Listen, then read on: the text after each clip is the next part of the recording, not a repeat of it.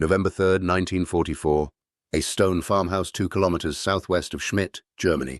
Oberjäger Franz Koller pressed his eye to the Zeiss 6-power scope, mounted on his Karabiner 98K.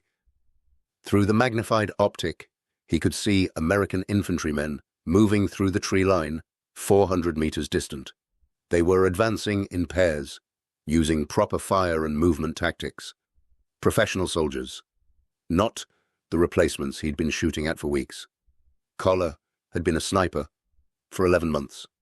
Before that, he'd been a Gebirgsjäger, a mountain infantryman, until his company commander noticed he could consistently hit targets at ranges where other soldiers couldn't even see them clearly. That skill had earned him a 4-month course at the sniper training school in southern Austria, where instructors drilled precise shooting technique, camouflage discipline, and the cold mathematics of wind and distance into 90 selected soldiers. 32 graduated. Koller had been among the best. His rifle was a masterpiece of German engineering, selected from standard production because the bore showed exceptional accuracy during factory testing. It had been fitted with a steel mounting rail on the left side of the receiver. The Zeiss scope, with its clear 6-power magnification and precisely graduated reticle, gave him the ability to engage targets with lethal accuracy out to 800 meters. The weapon weighed 9.5 pounds, felt perfectly balanced in his hands, and he'd fired enough rounds through it to know exactly where each shot would land at every common engagement distance. The bolt action was smooth, practiced. Lift the handle, pull back, eject the spent cartridge, push forward, chamber a fresh round, rotate down to lock. The motion took roughly 2 seconds when performed correctly. Koller had done it thousands of times, in combat, in training, in the pre-dawn darkness of his position, before first light. The rhythm was automatic. Aim, breathe, squeeze, work the bolt, find the next target. He watched the Americans through his scope.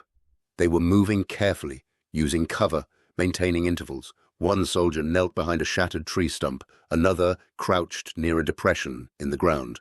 They weren't rushing. They were assessing, looking for him. Koller knew the pattern. He'd been fighting Americans for 6 weeks, since the push into the Hürtgen forest began in September. He understood their tactics. After a sniper fired, American infantry would go to ground, call for artillery support, and saturate the area with high explosive shells. Sometimes they'd send a squad to flank the position. Sometimes they'd simply withdraw and find another route. They had options. They had resources. They had time.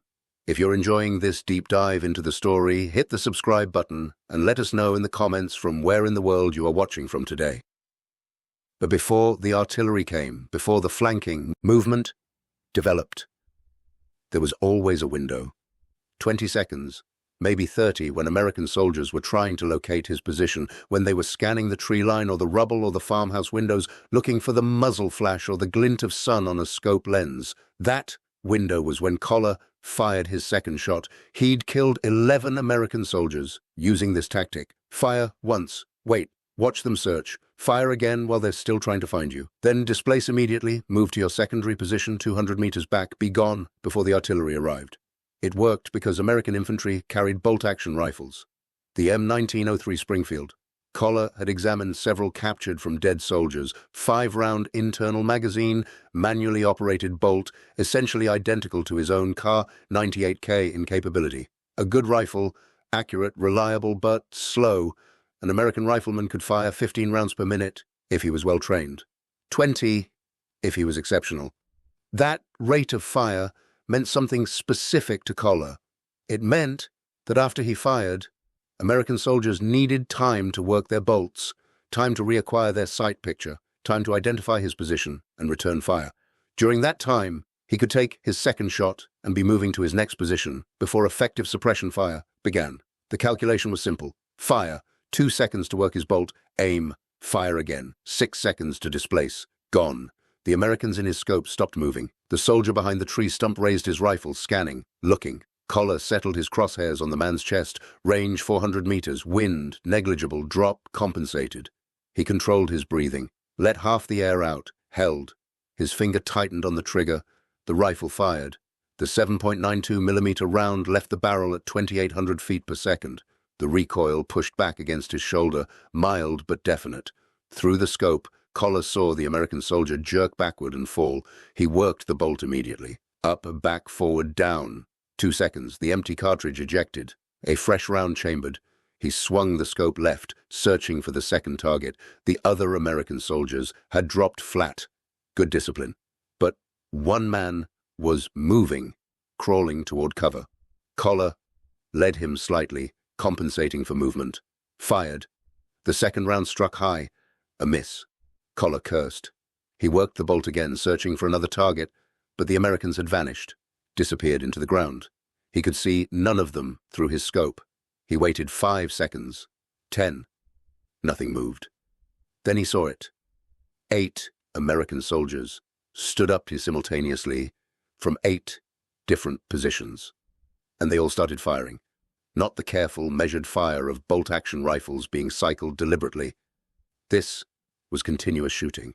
A sustained drumroll of rifle fire that didn't pause, didn't stop. Koller's position, a second-floor window in the farmhouse, began taking hits. Rounds struck the stone wall beside him. Splintered wood from the window frame punched through the interior plaster. He ducked reflexively, pulling back from the window. The fire kept coming. He counted in his head. 8 seconds. 9, 10. Still firing. How? He risked a glance back toward the window. More rounds snapped past. He pulled back again. 12 seconds. 13. This wasn't possible. 8 men with bolt-action rifles couldn't maintain this volume of fire. They'd be working bolts, breaking sight pictures, reacquiring targets. There should be pauses, gaps, moments when the fire slacked while they reloaded or cycled their actions. But there were no pauses. The incoming fire was continuous, overlapping, relentless. Koller had been trained to count enemy fire, to identify how many shooters were engaging based on rate and volume. This sounded like 20 riflemen, but he'd seen 8. He stayed low, away from the window. The fire continued for another 10 seconds, then began to decrease. Sporadic shots now, carefully aimed. They were adjusting. One man would fire while others reloaded, maintaining pressure, professional. Koller crawled toward the door of the room. He needed to move. His secondary position was a cellar opening 30 meters from the farmhouse. If he could reach it before the artillery came, he'd survive.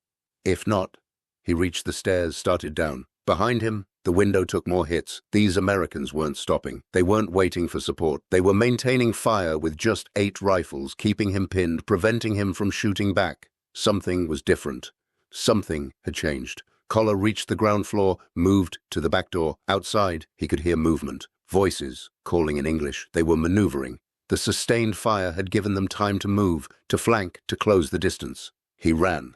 The understanding would come later, after he made it back to German lines, after he talked to other snipers who'd had similar experiences, after intelligence officers showed him one of the captured American rifles and explained what it did. But in that moment, running through the shattered remains of a German village, Franz Koller understood only one thing clearly. The Americans didn't need time to work their bolts anymore. The German army entered World War II with arguably the finest bolt-action rifle system ever developed. The Karabiner 98 Kurz, adopted on June 21, 1935, represented the final evolution of the Mauser 98 design that had defined military rifles since 1898, chambered in 7.92 by 57mm Mauser. The Kar 98K was rugged, accurate, and utterly reliable. The rifle weighed 9 pounds unloaded. It featured a 5-round internal magazine fed by stripper clips. The bolt action was considered the best in the world, smooth and fast. A trained German soldier could fire 10 to 15 aimed shots per minute. In the hands of an expert marksman, the Kar 98K was deadly at ranges exceeding 500 meters. For German snipers, the rifle was the foundation of their trade. Selected rifles with exceptional accuracy were fitted with telescopic sights. The most common optics were the Zeiss Zielfernrohr 4 times, or the Zeiss Ilfernrohr 6 times scopes. The 4-power scope was standard. The 6-power was preferred by experienced snipers who needed the extra magnification for longer range shooting. The scopes mounted on a steel rail attached to the left side of the receiver. This offset mounting was necessary because the Kar 98K loaded from the top with stripper clips. A scope mounted directly over the action would have blocked the loading process. The side-mounted scope worked, though it required the sniper to hold his head at a slight angle and created parallax issues at varying distances. German snipers compensated through training and experience. Between 1935 and 1945, Germany manufactured approximately 14 million Karabiner 98K rifles. Of those, roughly 132,000 were sniper variants fitted with scopes. This represented less than 1% of total production. Sniper rifles went to soldiers who'd demonstrated exceptional marksmanship and completed specialized training. That training was rigorous. The German army recognized the value of snipers relatively late compared to other nations. During the early war years, sniper training was inconsistent, usually conducted at the division level. But by 1943, as casualties mounted and the strategic situation deteriorated, the Wehrmacht established formal sniper schools. These schools taught more than just shooting. Students learned camouflage and concealment, stalking techniques, range estimation, observation skills, how to read terrain, how to select positions, how to move without being detected. The shooting portion emphasized first-round hits. A sniper who missed his first shot lost the element of surprise and often didn't get a second chance. The training lasted 3 to 4 months. Students fired thousands of practice rounds. They were expected to consistently hit man-sized targets at ranges from 300 to 500 meters under varying conditions. Wind, rain, poor light, moving targets, all had to be mastered. The graduation rate was approximately 30 to 40%. Those who passed received the Scharfschützenabzeichen, the sniper badge, and were assigned to frontline units. Matthias Hetzenauer trained as a sniper from March to July 1944 at the Truppenübungsplatz Seetaler Alpe in Austria. He was 17 years old when he was drafted in September 1942. Born in the Tyrolean region, he'd grown up hunting chamois in the mountains with his father. That experience, stalking game at long ranges in difficult terrain, translated directly to military sniping. After his training, Hetzenauer was assigned to the 3rd Gebirgsjäger Division and deployed to the Eastern Front. He would eventually be credited with 346 confirmed kills, making him the highest-scoring German sniper of the war. He preferred a Kar 98K with a 6-power scope, though he occasionally used a Gewehr 43 semi-automatic rifle when the situation demanded faster follow-up shots. Josef Allerberger, another Austrian from the mountain regions, was credited with 257 confirmed kills. He began his sniping career using a captured Soviet Mosin Nagant rifle with a 4-power scope because German sniper rifles were in short supply early in his service.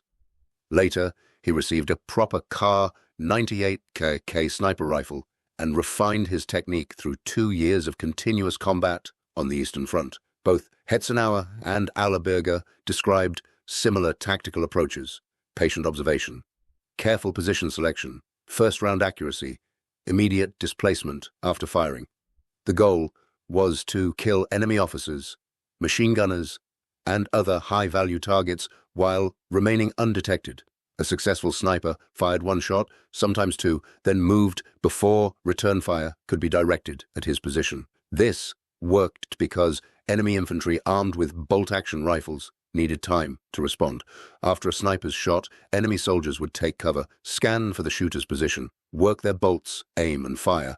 That process took 5 to 10 seconds at minimum. During that window, the sniper could fire again if a target presented itself, then begin his withdrawal to a secondary position. The mathematics of bolt-action combat were well understood by German tactical doctrine. Infantry engagements were built around machine gun fire. The MG-34 and later the MG-42 provided sustained automatic fire at 1,200 rounds per minute. Riflemen existed to support the machine gun team, to protect it from flanking attacks, to suppress enemy positions, while the gun team maneuvered. Individual rifle fire was important, but it wasn't decisive. The machine gun was decisive.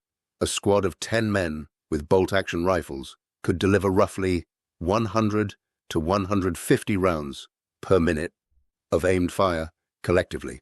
A single MG-42 delivered 1,200 rounds per minute. The firepower ratio was obvious. German snipers operated within this framework. They didn't try to match the firepower of enemy squads. They eliminated specific individuals, officers who gave orders, machine gunners who posed threats, observers who directed artillery fire. One shot, one kill, immediate displacement. But that was the doctrine. It worked against Soviet forces, equipped primarily with bolt-action Mosin-Nagant rifles. It worked against British forces using bolt-action Lee-Enfield rifles. During the early war years in North Africa and Italy, it worked against American forces carrying bolt-action M1903 Springfield rifles, but by late 1944 something had changed. German snipers operating in France, Belgium, and Western Germany began reporting unusual encounters with American infantry. The reports were remarkably consistent. American riflemen were delivering sustained fire at rates that seemed impossible for bolt-action rifles. Intelligence officers initially dismissed these reports as exaggeration or panic. Snipers under pressure often overestimated enemy numbers and firepower. But the reports kept coming. From different units, different sectors, different snipers, all describing the same thing. American infantry who fired continuously, who didn't pause to work bolts, who maintained suppressive fire long enough to maneuver and close distances that should have been covered by German sniper fire. Captured weapons provided the answer. By August 1944, German forces had recovered enough American M1 Garand rifles from battlefield casualties to conduct detailed examination. The weapons were sent to ordnance testing facilities, disassembled, analyzed, evaluated. The reports that came back changed how German snipers viewed the tactical situation they faced. The M1 Garand was a gas-operated, semi-automatic rifle. It fired every time the trigger was pulled, until the 8-round unblock clip was empty. No manual bolt operation required. The shooter stayed in position, maintained his sight picture, and fired as fast as he could pull the trigger. The practical rate of fire was 35 to 40 aimed rounds per minute. Some shooters could achieve 50. That was 3 times faster than a bolt-action rifle. But the real advantage wasn't just speed, it was continuity. An M1 Garand operator didn't break his sight picture between shots. He didn't move his hands to work a bolt. He pointed, fired, adjusted, fired again. The weapon cycled automatically. For German snipers, this represented a fundamental change in combat dynamics. The 2-second window that existed while an enemy soldier worked his bolt was gone. American riflemen with M1 Garands could fire, adjust, and fire again in less than 1 second. There was no pause to exploit, no gap in return fire, no moment when the sniper could take a second shot without facing immediate suppression. The mathematical advantage German snipers had relied on disappeared. Against bolt-action rifles, one sniper could engage multiple targets because enemy return fire took time to develop. Against semi-automatic rifles, return fire was immediate and sustained. One shot might still be possible, but the second shot, the follow-up that confirmed a kill or engaged another target, became drastically more dangerous. Franz Koller's experience at Schmidt was not unique. Across the Western Front in late 1944, German snipers were discovering that American infantry no longer fought the way doctrine predicted. The tempo of combat had changed. The rhythm of fire and maneuver had accelerated. The Americans had more than numerical superiority and better logistics. They had a rifle that fundamentally altered small unit tactics.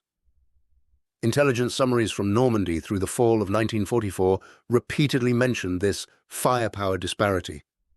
One report from a German infantry regiment engaged near Caen in July noted that American suppressive fire from rifle squads was equivalent to fire from German squads with twice as many men. Another report from the Hürtgen forest in October described American infantry advancing under their own rifle fire without waiting for machine gun support. The tactical implications were profound. German defensive positions that relied on sniper fire to slow American advances found that snipers couldn't maintain their effectiveness. American infantry, when engaged by a sniper, would immediately saturate the suspected position with rifle fire. Not 5 shots, not 10, dozens of rounds within seconds. The sniper either displaced immediately or risked being hit by volume of fire alone. For soldiers like Hetzenauer and Allerberger on the Eastern Front, the situation was different. Soviet forces still primarily used bolt-action rifles, though some units had semi-automatic SVT-40 rifles in limited numbers. The tactics that worked in Russia continued to work there, but for snipers facing American forces in the West, adaptation was necessary. Some German snipers began using the Gewehr 43, Germany's semi-automatic rifle, to partially match American firepower. The G43 was gas-operated like the M1 Garand, fired a 10-round detachable magazine, and could be fitted with a ZF 4-power scope. Production began in 1943, specifically in response to encountering Soviet SVT-40 semi-automatic rifles and recognizing the advantage semi-automatic fire provided, but the Gewehr 43 was produced in limited numbers. Approximately 400,000 were manufactured by war's end, compared to over 14 million Kar 98K rifles. Most German infantry, and most German snipers, continued using bolt-action rifles through the end of the war. German tactical doctrine attempted to compensate. New training emphasized immediate displacement after a single shot. Snipers were instructed to avoid engaging American infantry at ranges under 400 meters where semi-automatic fire advantage was most pronounced. Artillery and mortar support was to be called immediately when American infantry appeared, rather than relying on sniper fire to attrite advancing forces. None of these adaptations solved the fundamental problem. American infantry squads armed with M1 Garands could deliver firepower that German riflemen couldn't match. In direct small arms engagements at ranges under 300 meters, the Americans had an advantage that German training and tactical skill couldn't overcome. The sniper, traditionally a force multiplier who could influence battles disproportionate to his numbers, found his effectiveness reduced. Not eliminated, American infantry still took casualties from German sniper fire throughout the war, but the equation had changed. The cost-benefit ratio had shifted. Snipers who once could engage multiple targets and withdraw safely now faced immediate, overwhelming return fire after a single shot. Franz Koller survived the war. He was captured by American forces in March 1945 near the Rhine and spent 2 years in a prisoner of war camp before returning to Germany. In interviews decades later, he described the day near Schmidt as the moment he realized the war was truly lost, not because of tanks or aircraft or artillery, though those mattered, but because American soldiers carried rifles that fired faster than his, because the 2-second advantage he'd relied on for 11 months as a sniper had vanished, because the Americans had changed the fundamental mathematics of infantry combat, and Germany had no answer. When asked what single thing surprised him most about fighting American forces, Koller's response was simple: their rifles.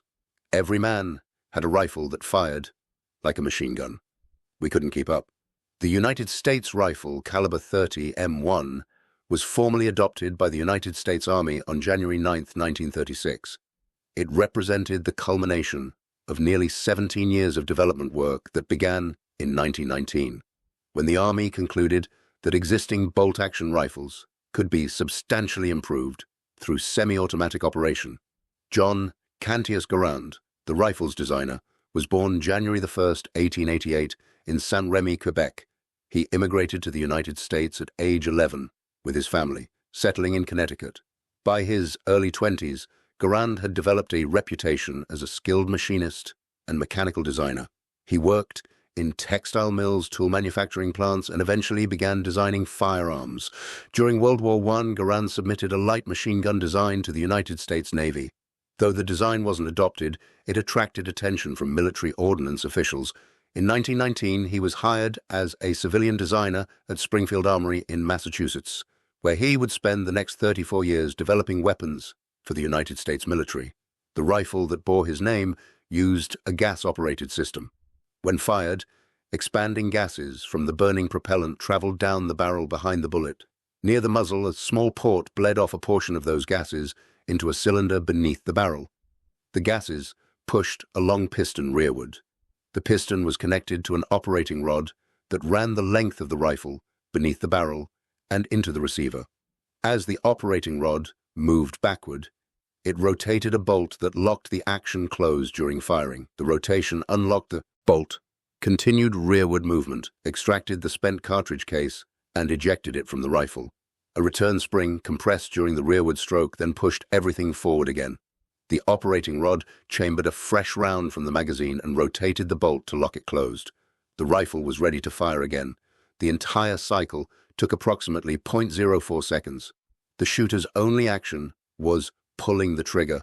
No manual bolt operation, no breaking the sight picture, no moving the hands, just continuous fire as fast as the trigger could be pulled beat. The M1 weighed 9.5 pounds empty. With a full 8-round N-block clip of 30-06 Springfield ammunition, it weighed just over 10 pounds. The barrel was 24 inches long. Overall length was 43.6 inches.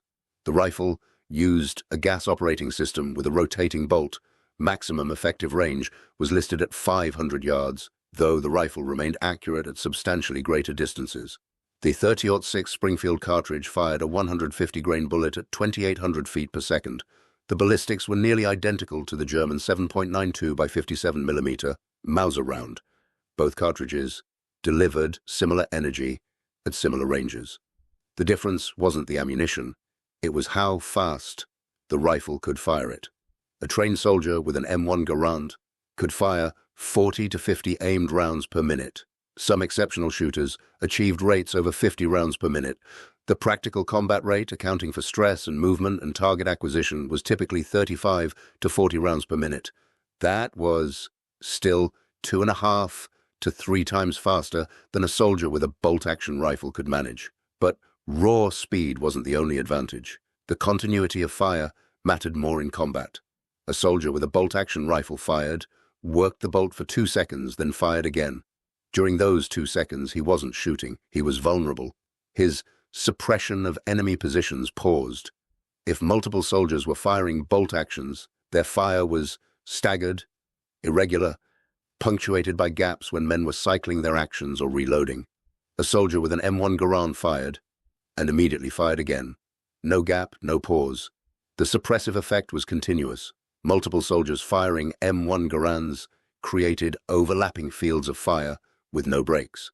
Enemy soldiers trying to move during pauses in fire found there were no pauses. The shooting never stopped. This had profound tactical implications. American infantry doctrine emphasized fire and movement. One element would fire to suppress enemy positions, while another element maneuvered to a better position. Then, roles would reverse. The key was maintaining suppression long enough for movement to occur.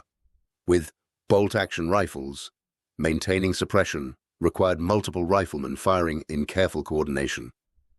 With M1 Garands, fewer soldiers could deliver the same suppressive effect. That freed up more men for maneuver.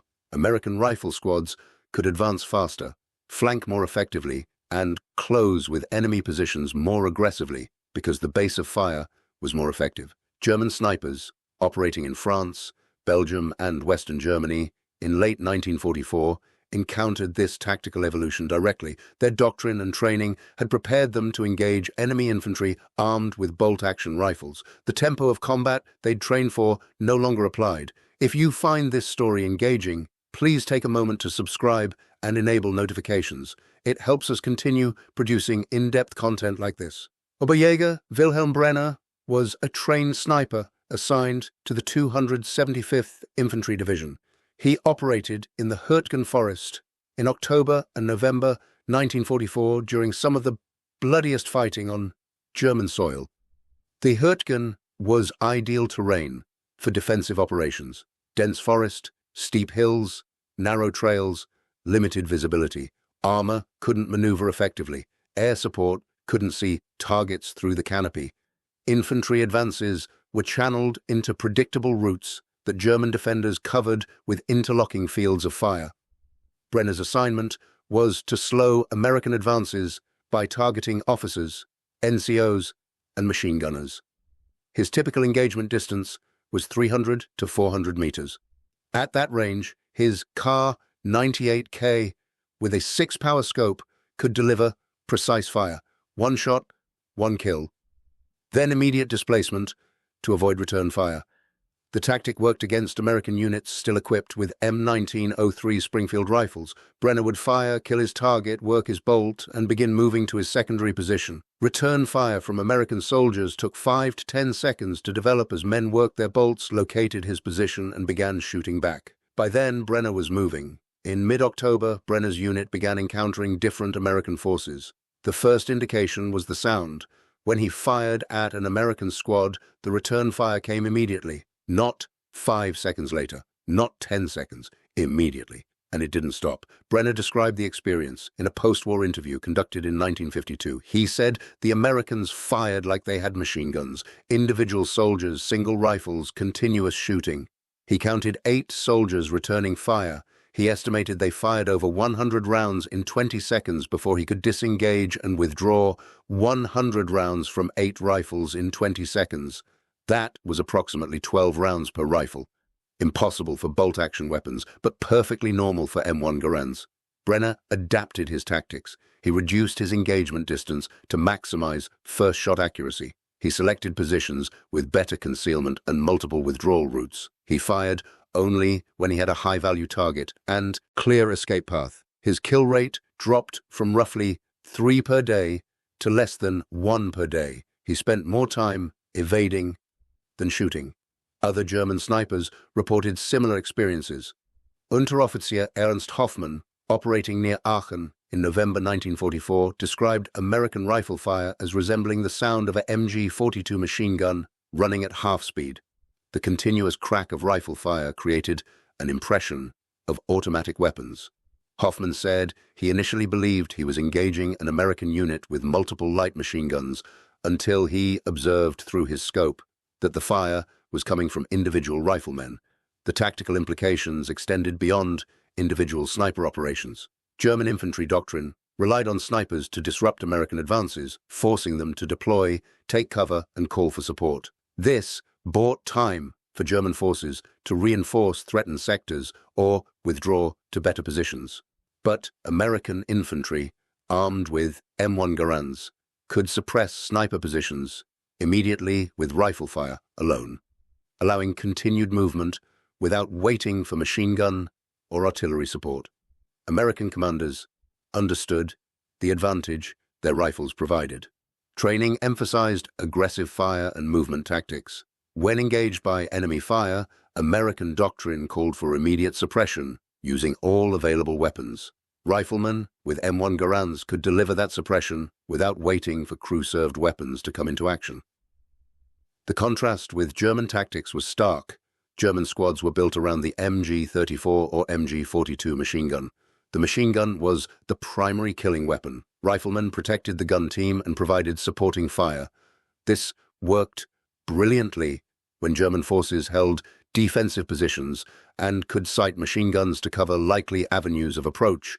But in fluid combat, when positions shifted rapidly and machine gun teams were displaced or suppressed, German riflemen with bolt-action Kar 98K rifles couldn't match the firepower of American riflemen with M1 Garands.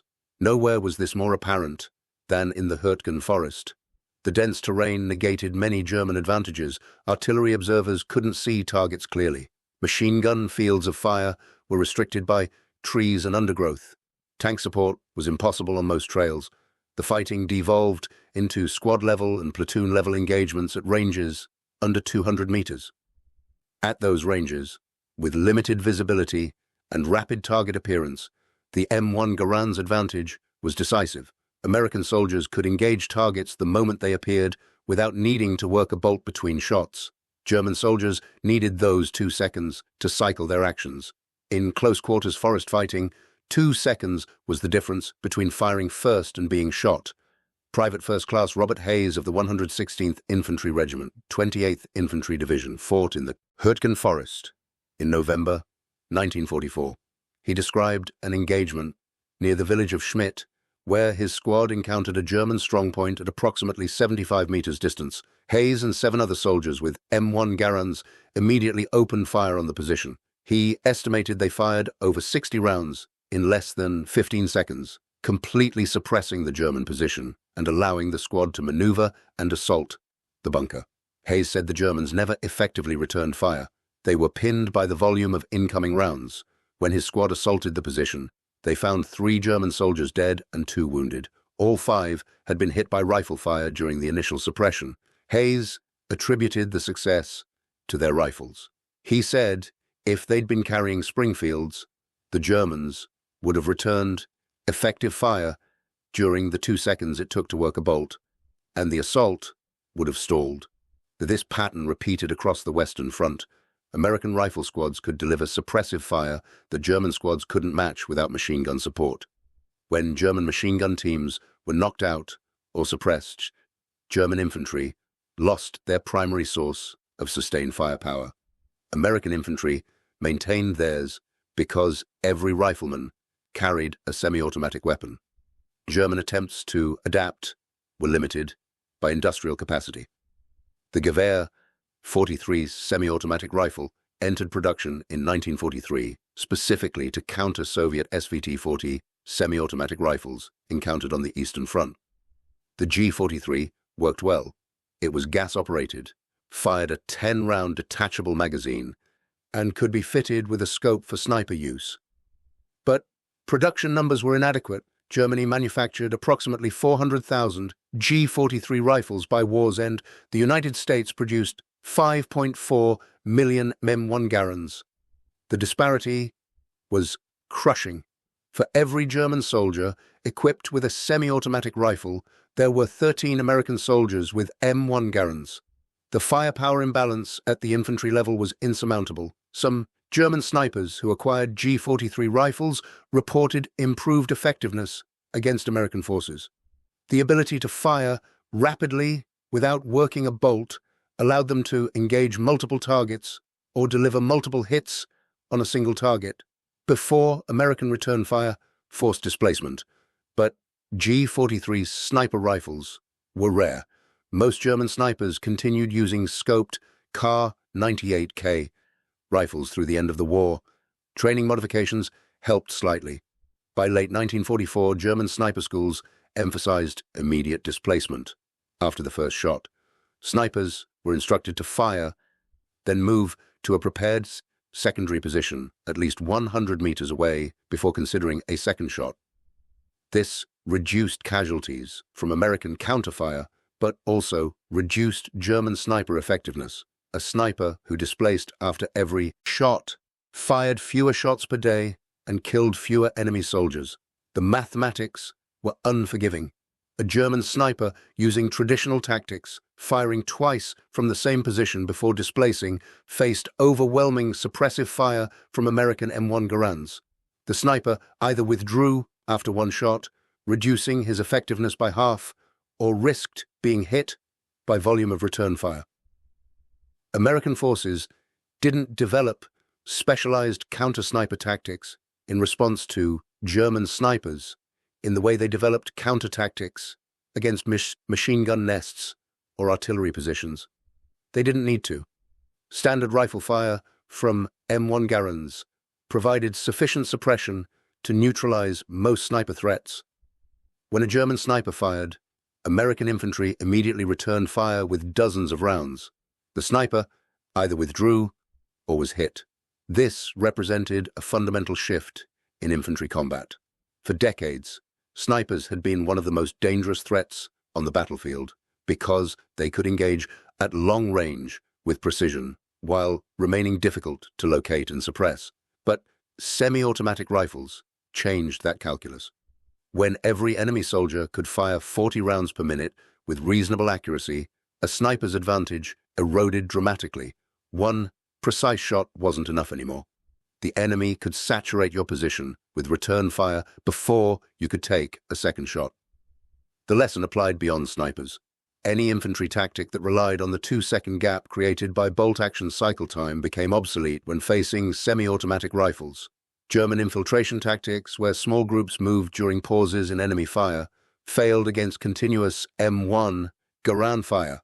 Japanese banzai charges, timed to close distance, while enemy soldiers reloaded, broke apart under sustained semi-automatic fire. Soviet human wave attacks, which accepted casualties to overwhelm positions through mass, took horrific losses from American infantry who could fire continuously. The M1 Garand didn't make American soldiers invincible. They still died. They still took casualties from machine gun fire, artillery, mortars, grenades, and all the other weapons of modern war. But in direct to small arms engagements at infantry combat ranges, American soldiers had a decisive advantage.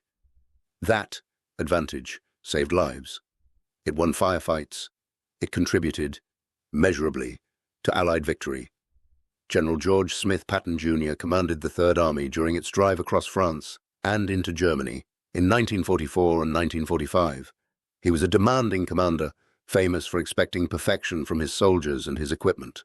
On January 26, 1945, Patton wrote to the Chief of Ordnance praising the M1 Garand. His assessment was simple and direct. "In my opinion, the M1 rifle is the greatest battle implement ever devised." That statement came from direct observation.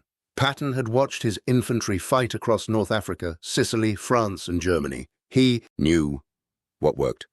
The M1 Garand worked. It gave American infantrymen a tool that let them fight more effectively than enemy soldiers with superior training and comparable courage. The rifle's advantage wasn't overwhelming, but it was real, and it mattered. For German snipers, the advantage felt overwhelming.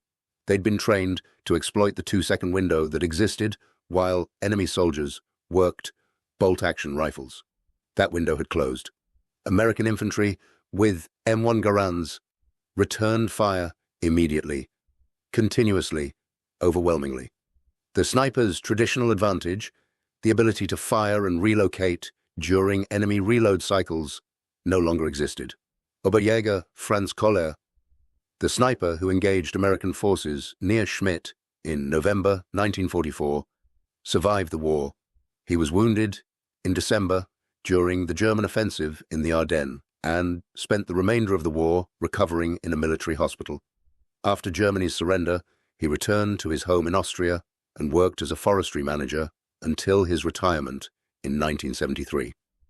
In interviews conducted in the 1970s and 80s, Koller spoke about his experience as a sniper.